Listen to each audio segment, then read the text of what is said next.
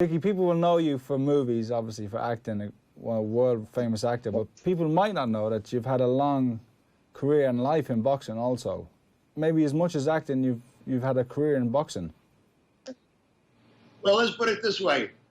It's been long enough where I failed my physical twice, 20 years apart.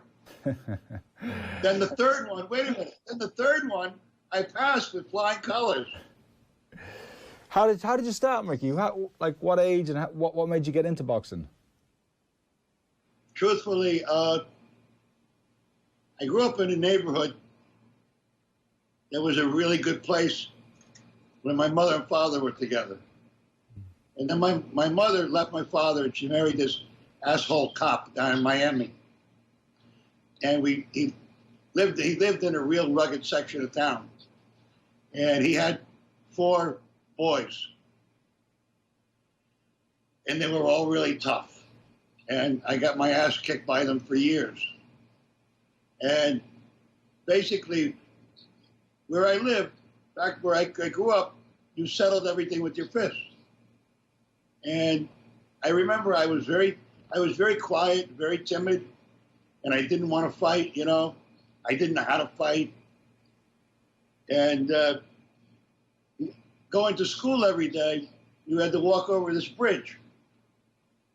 And then there were the guys, there'd be like 3 or 4 guys sitting on the bridge, and they'd say, your lunch money or a punch in the arm. So I would give up my lunch money. And then one day I was walking to school with this Italian kid named Jimmy Rizzo. And I noticed when I walked to school with him, these guys wouldn't even look at him. And then I kind of told him about what happens to me every day. Yeah. So he said to me, when after school, I want you to come into my backyard because I'm going to show you how to fight. And he's taught me how to hold my hands up and get a speed bag. And I really liked it a lot. And then I got into the amateur fights. I think I was fighting at like welterweight. You had an amateur record. I've read 27-3. Yeah. Very impressive. Well, the three were disqualifications. Do you remember why you got disqualified? One, yes, I remember exactly. 1 for hitting behind the head, 1 for hitting low, and 1 for pushing the referee.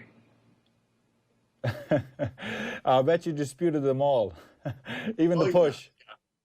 But, you know, back then, I was at the 5th Street gym, you know, and Angelo Dundee was there, and, you know, so you'd see Ali there, Jimmy Ellis. Every day I saw Jimmy Ellis and Ali sparring, Jerry Quarry, Oscar Bonavena,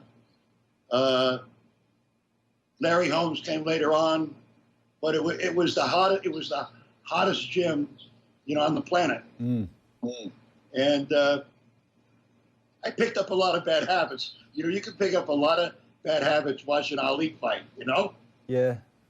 Yeah, except like keeping your hand way low, you know, you got to be real fast. So it's like, you know, actually, years later, I realized as I'm strong, I'm much better suited to fight on the inside.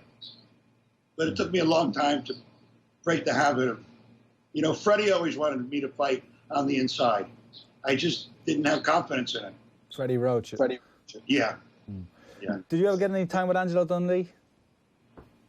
Well, I mean, he called, you know, he's, hey, kid, you know, I talked to Ali. We'd be taking a shower together. You know, I mean, we took showers together for like next to each other for, you know, about 6 years.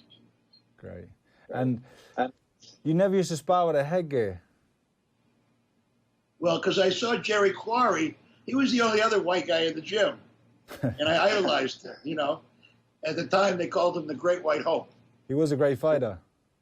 Oh, tough. But him and his brother, Mike actually won a light heavy title. Jerry never won a title. I think any other era, he might have been a champion. It's just that he was any other era. But he knocked Ernie Shavers out with one punch. Yeah, and Jerry taught me how to turn my toe and throw a really good left hook. Yeah. That was Jerry's go-to punch. He'd throw a jab, a body punch, and then a left hook. Over your career in boxing, who was the best? I've read that you sparred some of the greatest fighters of all time, but to you, experiencing it, who was the best you ever sparred? Let's put it this way: my favorite person to spar with was for a couple of years with Duran. Roberto Duran. Yeah. Wow.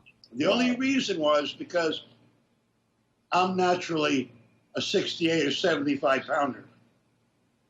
He's a little guy blown up. He's a 135 guy blown up. So height-wise and physically, I was okay. That would have been in the early 90s? Huh? When would that have been around? What year? That was in the early 90s, yeah. Roberto used to come to all my fights and walk me out. He'd be in the dressing room, and then we'd go out to a Cuban, it was a restaurant. They would turn it to the nightclub, and I'd be playing the congas, and he'd be singing and drinking champagne. The funny thing about Roberto is we would say, "What time do you want to spar tomorrow?" And we'd say, "Okay, 2 o'clock." All of a sudden, it'd be 2, 3, 4. Roberto would show up like 4:30, and then my trainer at the time said, "Roberto goes by Panama time," meaning whatever time he gets out of bed. But Roberto, I love sparring with because I sparred a lot of really guys that hurt me. But Roberto taught, like he would stop. He'd go, "No, Mickey, no," and he would show me, like, don't try to measure a guy. Because I used to like measure him, and he would go, no. I think, why is he telling me no? And I was just measuring him to keep him away from me. And then he took my hand, and he put my glove. He put my glove on his shoulder, and then he put his hand over my hand, and then he hit my elbow. Yes. And so I learned to stop measuring people. Yeah. Then James Toney was the next guy for about 2-3 years. You didn't pick him. You didn't pick You didn't pick any easy gimmies anyway. Well, Freddie would pick, but I never. I could say one thing: in 3 years, I never won one round with James Toney. Would he have been? He wouldn't have been like Duran. He wouldn't definitely be. He wouldn't hold back. He would let his hands go. And he'd like talk shit to me, And if you didn't say "F you," bring him. He'd eat you up. So there'd be a lot of shit talk going on, Yeah. But James his technique. He was taught by a guy named Pops, where he would. He was like the first one that would Bill roll Strickland. his shoulder. Was that who it is? Bill Strickland. Is that his real name? What? Pops. I think his name was Bill Strickland, wasn't he? They're from Detroit. Those guys. Something like that. Yeah. But he was an old dude. Everybody called him Pops. I think I met him early in my days in the Kronk. Yeah. And he would teach James how to roll, step over, shoot a combination, step back over here, shoot another combination. So you could never, he was always in transition and set up to throw something at an angle where you were open. I mean, I think probably I watched a lot of Monzon's fights and some other people, but I would have to say James is definitely in the top 3 in his weight class of all time. Yeah, hard to argue. On his day, when he was fit and trained and disciplined. But if you watch him take Evander Holyfield apart, he took him apart rather easily by just boxing. Because James wasn't James, I mean, he he'd knock you out with either hand, but it's like he was more of a combination puncher than a one-punch guy. Which brings me to the biggest mistake I ever made in my life. Was sparring with Tommy Hearns. What happened?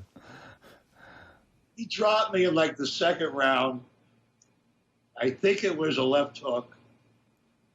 And he was fainting. And he'd feint with his shoulders and move, you know, like, I was like, what the is coming at me, you know? And his jab was, you know, I rate his jab and Larry Holmes's jab as the best jabs of all time. Tommy's jab was like a jackhammer. Yeah. It was just, it was, and I remember when I went down on one knee, I went back to my trainer, Bill Slayton, and I said, why'd you tell me to take a knee? He said, son, I didn't say anything to you. I went, oh, and then this was like 3 o'clock in the afternoon. Then about midnight at home, I got very cautious. And I felt like I was going to throw up. And I got all hyper. And I was trying to call the doctor, and I couldn't push the buttons on the phone. So my girlfriend had to do it. What I had, I never heard of it before, I had a delayed concussion. Yeah. From that punch. And it's crazy when that happens. I remember one time I was sparring a guy named Kermit Cintron. He was a welterweight, but a big puncher. What's his name? Kermit Cintron. Uh-huh. He was Puerto Rican, but he boxed out Kermit Cintron. He boxed out of Pennsylvania. And we were boxing. He was on a big roll for a while. We were sparring. It must have been about 2 p.m. in the day. We sparred, good spar. We did 6 rounds. And about 6 p.m. that night, we were having a sauna together. And all of a sudden I said, Kermit, how did the sparring go? Because the previous 3 or 4 hours since the sparring, I just totally blacked out and couldn't remember or recall anything that had happened. That's how hard he hit me. Was Kermit heavy-handed naturally? Very heavy-handed. Yeah, he was a great baseball player. Is he still around? Is he still around or no more? Still around, but not fighting at the level he used to do. He was one of the best welterweights in the world at that stage. Yeah. Do you think preparing for fights helped you prepare for acting roles? I did. I studied so hard that I already had my technique down. So it was very easy for me. It's like, you know, you have a game plan. I would read the script a couple times and make all my choices. So I would have a plan A, a plan B. But I always took the acting very personal, like whoever I'm working with.